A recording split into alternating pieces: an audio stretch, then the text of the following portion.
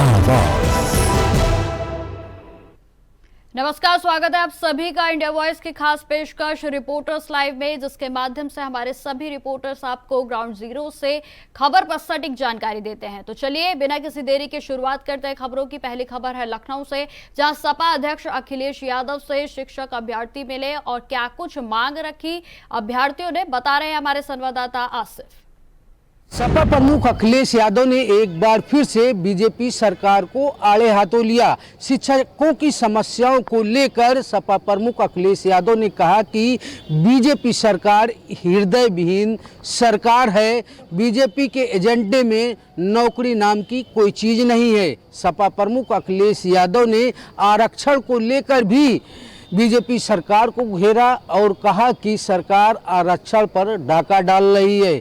इस मौके पर सपा प्रमुख अखिलेश यादव ने डिप्टी सीएम, यूपी सीएम समेत कई बीजेपी की मंत्रियों को भी निशाने पर लिया। दरअसल आज सपा प्रमुख अखिलेश यादव ने शिक्षक सभा के नेताओं के साथ एक अहम बैठक किया। इस बैठक में शिक्षक सभा, शिक्षा मित्र, 69,000 शिक्षक भर्ती के अभ्यर्थी समेत कई विंग के नेताओं ने सपा प्रमुख अखिलेश यादव से मुलाकात किया। इस मुलाकात के बाद सपा प्रमुख अखिलेश यादव ने साफ तौर पर कहा कि बीजेपी सरकार शिक्षकों की समस्याएं नहीं सुन रही है। डिजिटल हाजिरी को लेकर भी सपा प्रमुख अखिलेश यादव ने कहा कि इस व्यवस्था को पूरी तरह से खत्म कर देना चाहिए। वहीं ट्रांसफर पोस्टिंग को लेकर चल रहे विवाद पर भी सपा प्रमुख अखिलेश यादव ने निशाना साधा। कहा कि भ्रष्टाचार को लेकर मंत्री आपस में भिड़ रहे हैं, ब्यूरोक्रेसी भी पूरी तरह से बेलगाम हो गई है।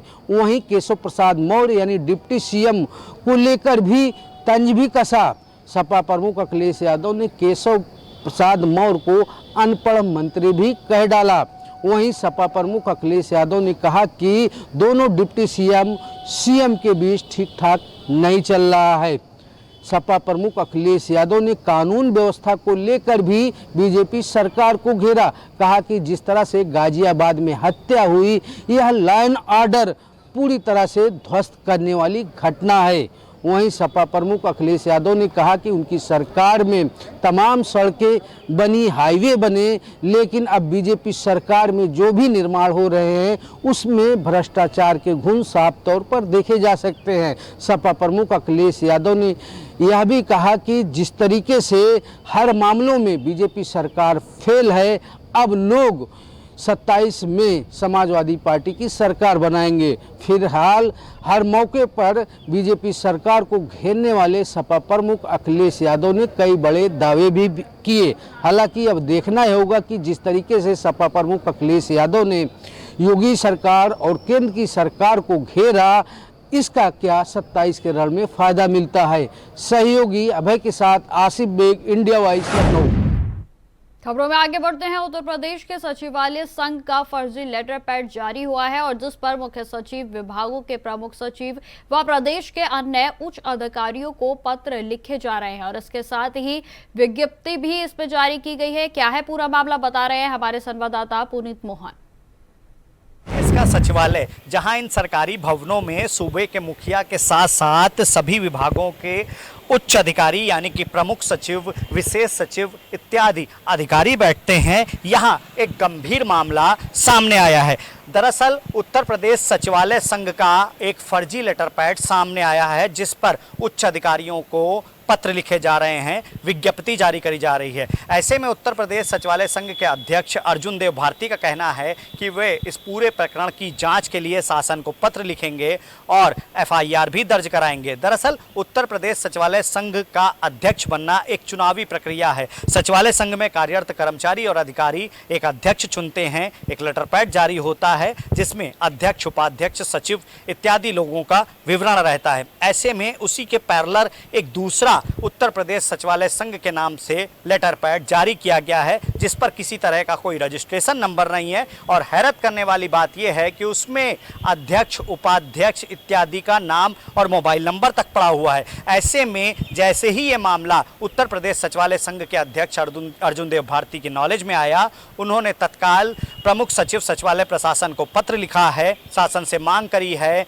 कि ऐसे फर्जी लेटर पैड को तवज्जो ना दी जाए और इसके साथ ही वो ऐसे करने वालों के खिलाफ जल्द से जल्द FIR करवाएंगे। वीडियो जर्नलिस्ट हमजा अहमद मंसूरी के साथ पुनीत मोहन, इंडिया वॉइस।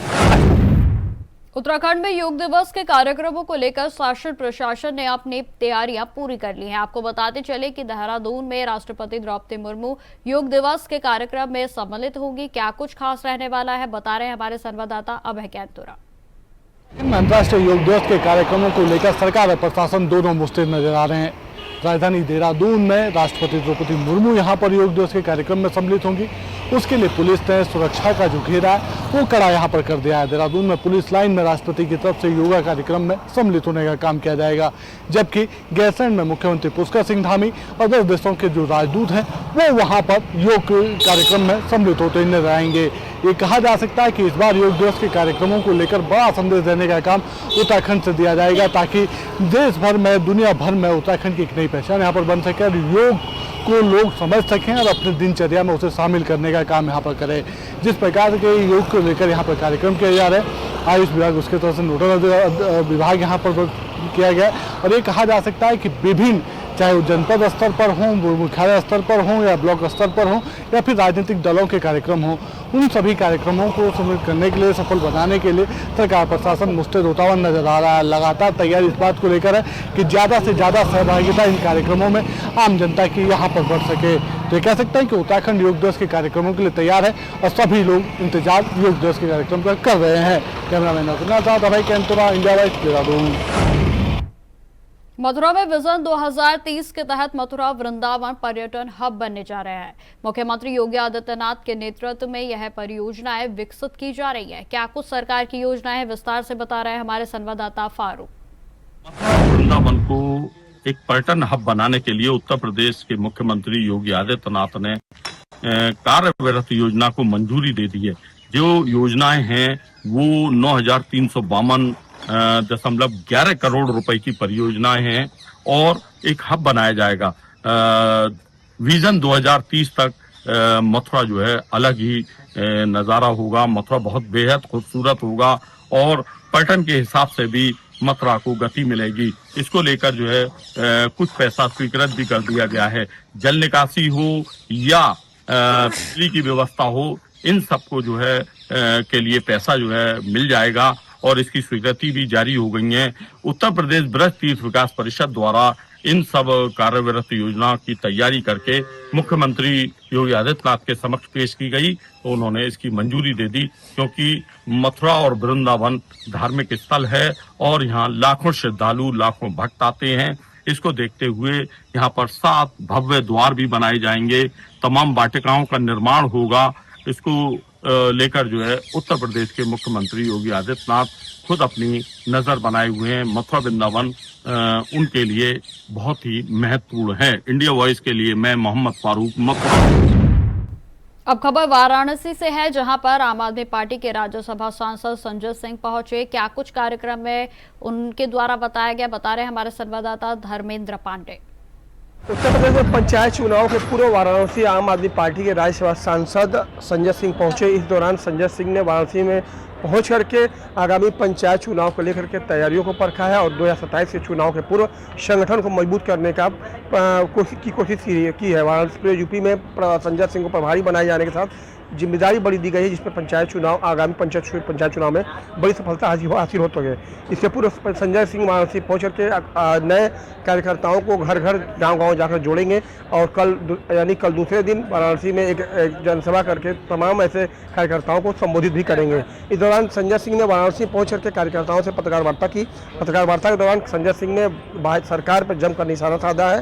संजय सिंह ने कहा है कि लगातार वाराणसी सहित पूरे प्रदेश में बिजली की दरें लगातार बढ़ाई जा रही हैं, बढ़ती जा रही हैं। गरीबों के हक पे डाका डाला जा रहा है। लगातार बुलडोजर की कार्रवाई की जा रही है ताकि निचले स्तर के कार्यकर्ता जो भी कारोबारी हैं वह उनको बेरोजगार और बेघर हो सके। लगातार पीएम मोदी पर निशाना साधते हुए संजय सिंह ने बड़े हमले किए हैं और लगातार जो है हमलावर होते हुए संजय सिंह ने आगामी पंचायत चुनाव को लेकर बड़ी तैयारी की है। वाराणसी धर्मेंद्र पांडे, इंडिया। अब खबर लखनऊ से है, जहां पर सपा नेता प्रतिपक्ष लाल बिहारी यादव ने बड़ा बयान दिया है। क्या कुछ बयान में उन्होंने कहा, बता रहे हैं हमारे संवाददाता मोहम्मद आसिफ। में 27 के रण के पहले कांग्रेस और समाजवादी पार्टी के बीच गठबंधन को लेकर चल रहा संशय अब खत्म होता नजर आ रहा है। सपा प्रमुख अखिलेश यादव के बाद राहुल गांधी ने भी गठबंधन पर मुहर लगा दी है। अब 27 के रण में लोकसभा चुनाव की तर्ज पर कांग्रेस और सपा अपना प्रदर्शन करेगी। दरअसल बीते लोकसभा चुनाव में समाजवादी पार्टी और कांग्रेस ने साथ मिलकर चुनाव लड़ा। इस चुनाव में कांग्रेस और समाजवादी पार्टी को बड़ा फायदा भी हुआ, लेकिन धीरे धीरे सपा और कांग्रेस के बीच दूरियां बढ़ गई। उपचुनाव में भी कहीं ना कहीं कांग्रेस और सपा के बीच तल्खी बढ़ी। इधर बीच कांग्रेस सांसद इमरान मसूद और सपा के एक विधायक के बीच तकरार को लेकर यह कयास लगाया जा रहा था कि 27 के रण में गठबंधन नहीं होगा, लेकिन बीते दिनों सपा प्रमुख अखिलेश यादव ने कहा कि आने वाला चुनाव गठबंधन में होगा। वहीं दूसरी तरफ नेता प्रतिपक्ष राहुल गांधी ने भी सपा प्रमुख अखिलेश यादव के बयान पर मुहर लगा दी। राहुल गांधी ने कहा कि 27 का रण गठबंधन का होगा और कांग्रेस पीडी की लड़ाई लड़ेगी। अब देखना यह होगा कि जिस तरह से सपा प्रमुख अखिलेश यादव और कांग्रेस के नेता प्रतिपक्ष राहुल गांधी का गठबंधन को लेकर बड़ा बयान सामने आ गया है, और अब यह देखना होगा कि सीट शेयरिंग को लेकर क्या सहमति बनती है दोनों दलों के बीच, और साथ ही साथ क्या वाकई में लोकसभा चुनाव की तरह 27 के रण में भी सपा और कांग्रेस का गठबंधन कोई करिश्मा दिखाएगी। सहयोगी अभय के साथ आसिफ बेग, इंडिया वॉइस, लखनऊ। अब खबर औरैया से है, जहां पर सदर कोतवाली क्षेत्र में ज्वेलर्स की दुकान पर गुरुवार की रात में चोरों ने शटर तोड़कर चोरी कर ली। तो वहीं आपको बताते चले कि क्या है पूरा मामला, इस पर विस्तार से जानकारी दे रहे हैं हमारे संवाददाता दीपांशु। पुलिस की गश्त की पोल खुलती नजर आ रही है। आपको बता दें, ग्राम पड़ीन में चोरों ने ज्वेलर्स की दुकान को निशाना बनाया और वह अपने साथ तिजोरी ले गए। जब सुबह ग्रामीणों ने ज्वेलर्स की दुकान का शटर टूटा पाया तो उन्होंने दुकान मालिक ध्रुव को फ़ोन किया। मौके पर पहुंचे दुकान मालिक ने बताया कि तिजोरी में 3 लाख की चांदी, लगभग 30 ग्राम सोना था, जिसकी अनुमानित कीमत 6 लाख बताई जा रही है। दुकान मालिक ने तत्काल पुलिस को सूचना दी। मौके पर पहुंची पुलिस ने जांच पड़ताल की और उन्होंने कहा जल्द ही चोरी का खुलासा किया जाएगा। औरैया से इंडिया वॉइस के लिए दीपांशु सावरन की रिपोर्ट। अब खबर काशगंज से है, जहां पर पटियाली थाना पुलिस की ओर से चोरी की कई वारदातों का खुलासा किया गया है। आखिर क्या कुछ पुलिस ने कार्रवाई की है, बता रहे हैं हमारे संवाददाता अशोक शर्मा। पटियाली पुलिस ने बंद मकानों में चोरी कर रहे 5 अपराधियों को किया गिरफ्तार। आपको बता दें, पूरा मामला पटियाली थाना क्षेत्र के अंतर्गत 5 थाना क्षेत्रों में जिस तरह चोरी घटना को अब बंद मकानों में अंजाम दिया करते थे, उन शातिर 5 चोरों को पटियाली पुलिस ने गिरफ्तार किया। उनकी निशानदेही पर उन्होंने मकान से जो ज्वेलरी व अन्य सामान जो लाखों रुपए कीमत का था वो भी बरामद कर लिया गया। बरामद के बाद जब पुलिस ने उसकी प्रेस वार्ता की तो उन्होंने बताया कि ये 7 चोर, जिनका आपराधिक रिकॉर्ड भी पटियाली और कासगंज जनपद में है, जो कि जिसमें 4 चोर पटियाली सर्कल के रहने वाले हैं, जबकि एक कासगंज सर्कल का है। ये 7 चोर देर रात को रैकी कर उस मकान का ताला तोड़कर लाखों रुपए के जेवर व अन्य सामानों पर हाथ साफ किया करते थे, जिसको आज पुलिस टीम ने अनावरण करने के बाद अपर पुलिस अधीक्षक राजेश भारती द्वारा 25,000 रुपये की पुलिस को घोषणा की है। ताशकंद से इंडिया वॉच के लिए अशोक शर्मा की रिपोर्ट। बिहार में विधानसभा चुनाव को लेकर पीएम नरेंद्र मोदी एक बार फिर बिहार के दौरे पर हैं। उन्होंने सिवान जिले में एक जनसभा को संबोधित भी किया। इस दौरान उन्होंने क्या कुछ खास कहा, बता रहे हैं हमारे संवाददाता नितिन चौधरी। देश के प्रधानमंत्री नरेंद्र मोदी आज बिहार के दौरे पे थे, जहां उन्होंने जो है आरजेडी और कांग्रेस पर जमकर हमला बोला है। कहा है कि जिस तरीके से आरजेडी ने बाबा साहब का अपमान किया है और लगातार कांग्रेस पे भी उन्होंने हमला बोला है। कांग्रेस को भी कहा है कि जिस तरीके से बाबा साहब के अपमान को लेकर जो तस्वीर वो पैरों में रखते हैं, लेकिन उसके बाद प्रधानमंत्री नरेंद्र मोदी ने कहा है कि ये सिर्फ और सिर्फ राजनीति की बात करते हैं। चाहे वहाँ बात की जाए निवेश को लेकर, तो आरजेडी ने अब तक किसी भी प्रकार का कोई निवेश यहाँ पर नहीं कराया है, लेकिन उसके बाद लगातार कांग्रेस पर भी उन्होंने हमला बोला। कांग्रेस के लिए कहा कि आखिरकार वो परिवारवाद की राजनीति करती है, परिवार के लिए हित का काम करती है, लेकिन उसके बाद जो है देश की जनता के लिए आज तक काम नहीं किया। लेकिन बिहार की जनता पूरी तरीके से मन बनाए हुए कि अब की बार जो सरकार बनेगी भारतीय जनता पार्टी की, एनडीए की सरकार यहाँ पर बनेगी। लेकिन उसके बाद भी देखा जा रहा था प्रधानमंत्री नरेंद्र मोदी की तरफ से लगातार यही कहा जा रहा था कि जिस तरीके से हमला हो रहा है, और हमला को लेकर भी उन्होंने बात की है, कांग्रेस और आरजेडी पर पूरी तरीके से हमलावर होते हुए नजर आए थे। प्रधानमंत्री नरेंद्र मोदी ने कहा कि मोदी की जगह जो है बाबा साहब के दिल में रहती है। लेकिन उसके बाद बाबा साहब की बात की जाए, नौजवानों की बात की जाए, तो नौजवानों को जो है रोजगार देने की बात यहाँ प्रधानमंत्री नरेंद्र मोदी कर रहे थे। लेकिन उसके बाद आरजेडी ने जो है नौजवानों को कोई नौकरी नहीं दिया, वो जो है सिर्फ और सिर्फ अपने घर परिवार के लिए नौकरी देती थी। लेकिन उसके बाद निवेश की बात की जाए तो निवेश के नाम पर वहाँ पर ताला लटका हुआ नजर आता था। लेकिन आखिरकार प्रधानमंत्री नरेंद्र मोदी जो है पूरी तरीके से जनसभा को संबोधित कर रहे थे, जहाँ उन्होंने चुनावी रैली को संबोधित किया। और उसके बाद चुनाव से पहले ही प्रधानमंत्री नरेंद्र मोदी का इस सिवान का दौरा काफी महत्वपूर्ण माना जा रहा है। कैमरामैन तुषार के साथ मैं नितिन चौधरी, इंडिया वॉइस, दिल्ली। अब खबर कानपुर देहात से है, जहां पर पुलिस ने कार से 7,18,000 रुपए कीमत का गांजा बरामद किया है। आगे क्या कुछ पुलिस की ओर से कार्रवाई की गई, बता रहे हैं हमारे संवाददाता गौरव शुक्ला। पुलिस को मिली बड़ी सफलता, 3 अभियुक्तों सहित लाखों का गांजा हुआ बरामद। आपको बता दें पूरा मामला भोगनीपुर कोतवाली क्षेत्र के दौलतपुर मोड़ का है, जहां पर कानपुर देहात की भोगनीपुर पुलिस सर्विलांस टीम और स्पेशल टीम संयुक्त ऑपरेशन के तहत कार्रवाई करते हुए एक स्विफ्ट डिजायर कार से 3 अभियुक्तों को गिरफ्तार किया और वहीं छानबीन में 28 किलो गांजा भी बरामद हुआ, जिसकी कीमत लाखों में बताई जा रही है।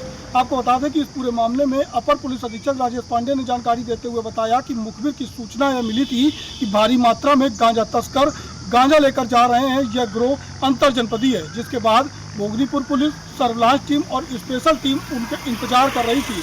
और जैसे ही जालौन से कानपुर की तरफ घुसने वाले बॉर्डर पर यह कार आती हुई दिखाई दी, पुलिस ने उनको धर दबोचा। कार से 3 अभियुक्त मिले और उनके पास से लाखों का गांजा बरामद हुआ। उनके पास से मोबाइल, आधार कार्ड सहित एटीएम भी बरामद हुए हैं।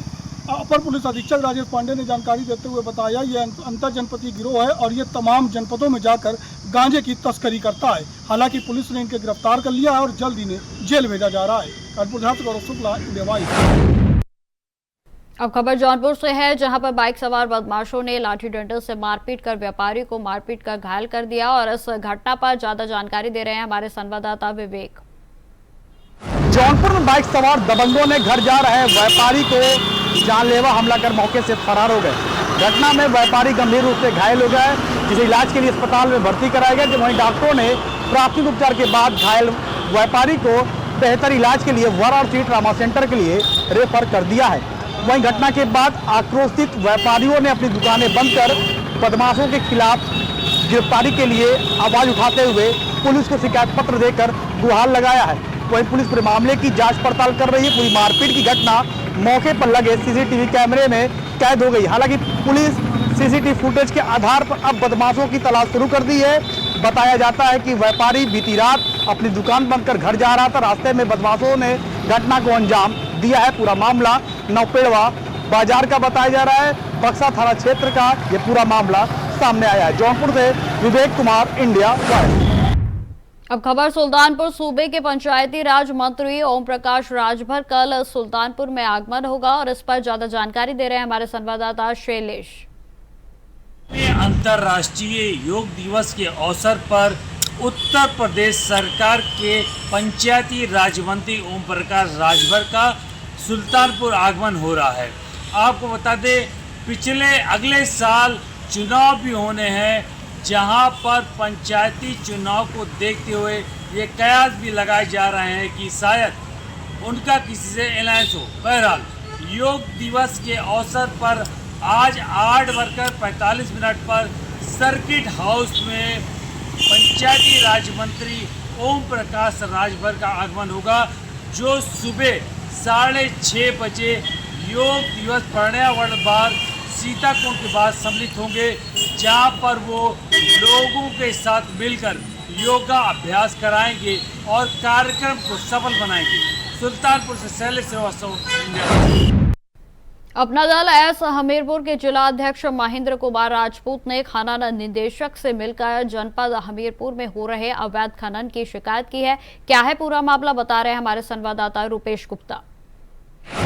हो रहा है अवैध खनन को लेकर अपना दल के जो जिला अध्यक्ष हैं महेंद्र राजपूत, उन्होंने पहले हमीरपुर शिकायत की खनिज विभाग में। इसके बाद शिकायत के बाद जब यहाँ से कोई भी शिकायत का संज्ञान नहीं लिया गया, फिलहाल वो लखनऊ पहुँचे। लखनऊ में भी उन्होंने डायरेक्टर माला श्रीवास्तव से शिकायत की और उसके बाद उन्होंने लिखित शिकायत में उन्होंने कहा है जो चिटकरी खंड है और गुरौली है, इस तरह 3-4 खंड है जिस पर अवैध खनन चल रहा और बीच नदी में पुल बनाकर अवैध खनन कर रहे हैं। जबकि एनजीटी के नियमों को वो लोग खुलेआम धज्जियाँ उड़ा रहे हैं। बीच नदी में पुल बनाए हुए हैं, उस पर अवैध खनन हाईवी को मशीनें लगाकर अवैध खनन कर रहे हैं, जिसको लेकर लखनऊ में जो डायरेक्टर माला श्रीवास्तव उनको लिखित में शिकायत की है और जो अवैध खनन हो रहा है इस पर जाँच के लिए उन्होंने उनसे कहा भी है और जांच नहीं होती इसके बाद वो फिर शिकायत करेंगे। इंडिया वाइज से रुपेश गुप्ता, हमीरपुर। मुख्यमंत्री योगी आदित्यनाथ ने गोरखपुर लिंक एक्सप्रेसवे का लोकार्पण किया। किन जगहों को जोड़ेगा यह एक्सप्रेसवे, बता रहे हैं हमारे संवाददाता अविनाश। पूर्वांचल वासियों को एक बड़ी सौगात, हम आपको बता दें कि दोनों छोर से जो है पूर्वांचल वासियों के लिए एक बड़ी सौगात दी गई। वहीं बिहार के सिवान जिले से देश के यशस्वी प्रधानमंत्री ने वंदे भारत ट्रेन का लोकार्पण किया, तो साथ ही उत्तर प्रदेश के मुखिया सीएम योगी आदित्यनाथ महाराज ने जो है गोरखपुर लिंक एक्सप्रेसवे का उद्घाटन किया। अब आपको बता दें कि आगरा, दिल्ली और लखनऊ जाना अब लोगों के लिए बेहद आसान हो गया है। लोगों का जो है खर्च भी बचेगा और साथ ही जो है दूरी भी कम हो जाएगी। वहीं लगभग 3 से 3.5 घंटे में आप गोरखपुर से लेकर के लखनऊ पहुँचेंगे। हम आपको बता दें कि उत्तर प्रदेश के मुखिया सुबह करीब 10:30 बजे आजमगढ़ पहुँचे। उसके बाद आजमगढ़ के फूलपुर के करीब उन्होंने जो ससवा गांव के लोकार्पण किया।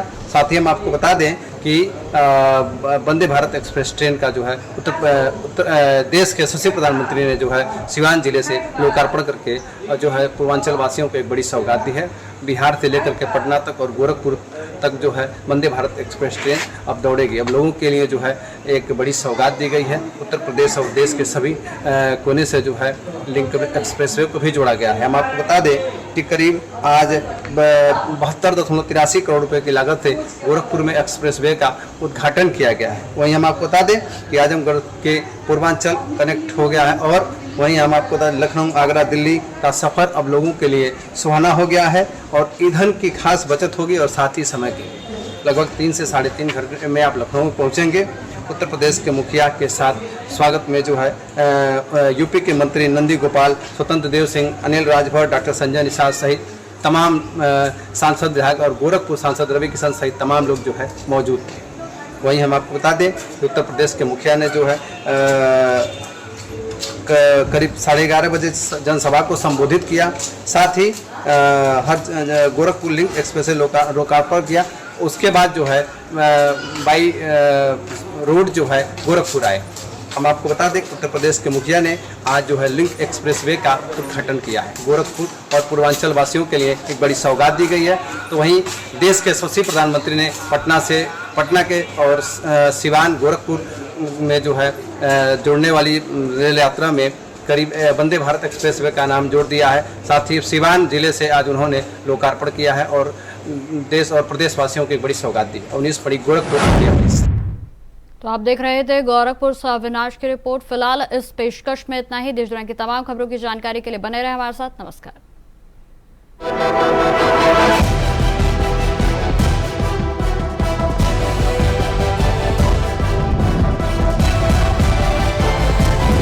India birds